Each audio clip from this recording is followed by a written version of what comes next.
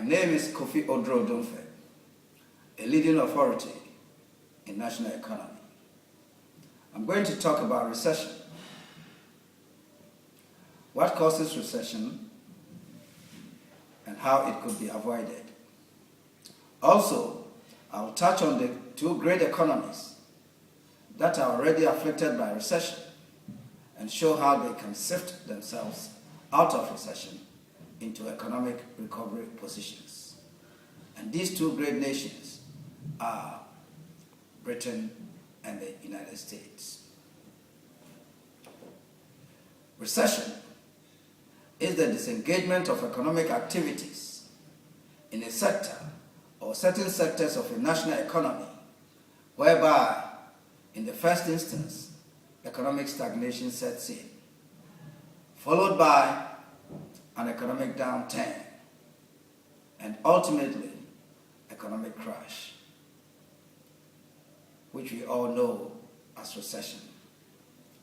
This leads to factory closures, service cuts, job losses, and finally, a sharp distress on the finances of the citizenry and the state.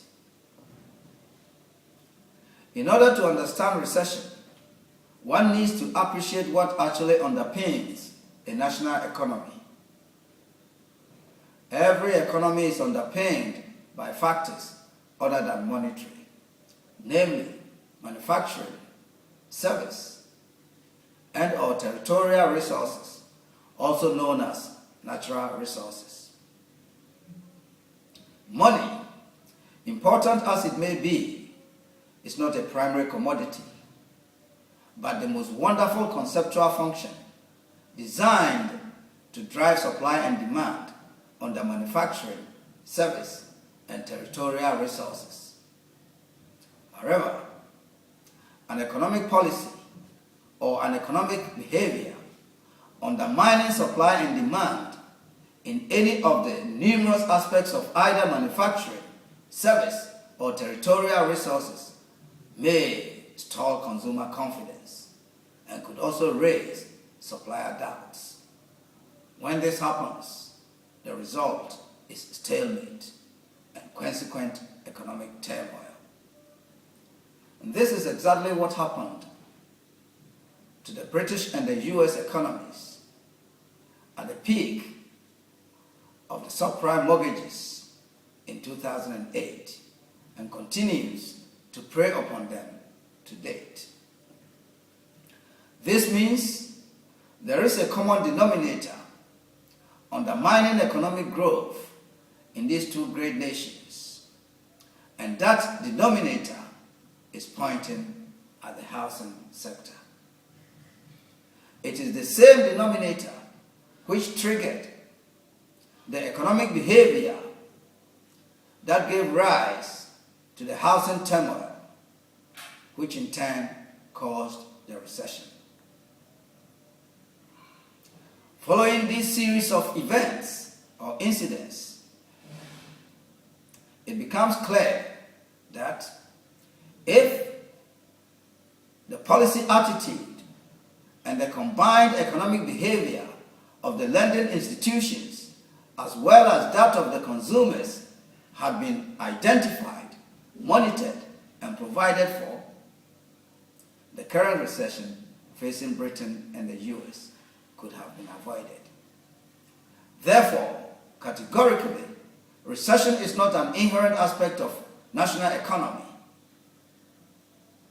but the inability of policymakers to identify the catastrophic indicators pointing to economic crash, which results in recession, and none other phenomenon. Nonetheless,